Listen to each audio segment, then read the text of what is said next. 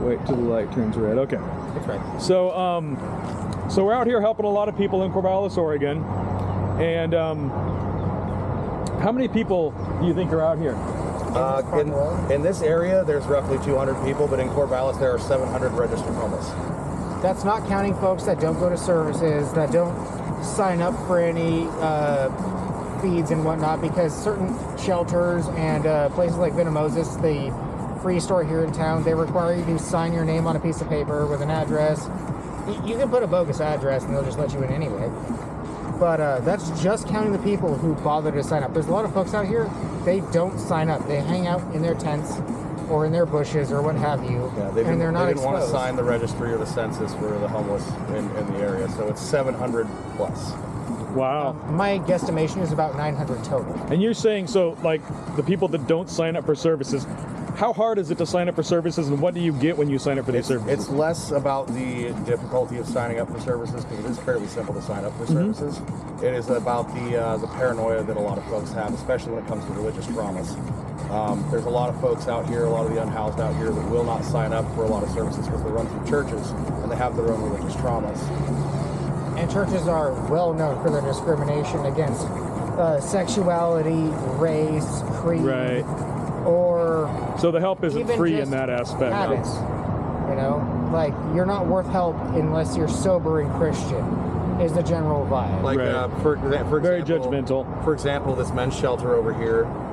If they find out that you had been drinking before coming in, even if it's freezing out, they'll kick you out of the shelter with nothing.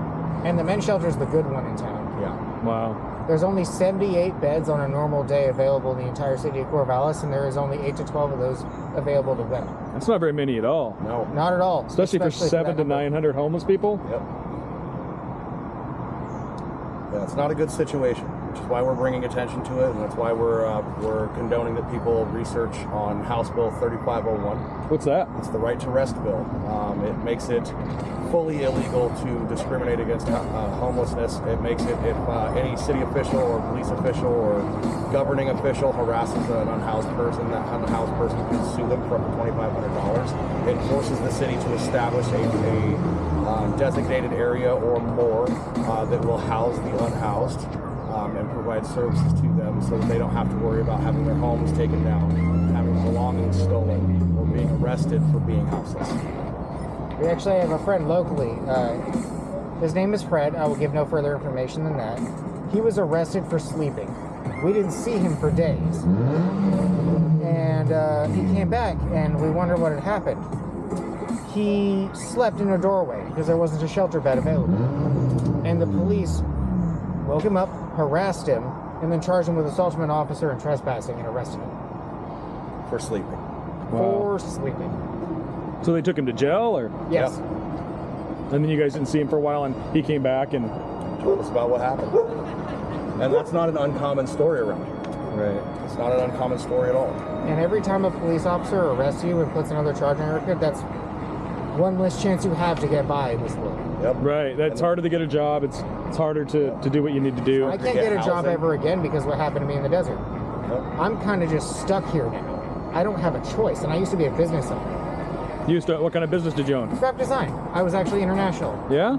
I am the owner and operator of Patches Patch Company. I make my own patches, as you can Nice. see. Those are nice, dude. Those are cool. Yeah, they're all Well- my own designs. It's all my own shit. They can't. So, I mean, can you still sell that stuff online or whatever? Or? I can, but I can't get a real job. Yeah. Issue, and the real job is what pays the bills, because patches, That's they true. are by order.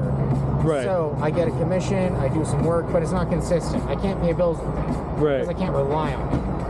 Yeah. Yeah. All right. Well, thanks, guys. Yeah, no problem. Like I said, I'm very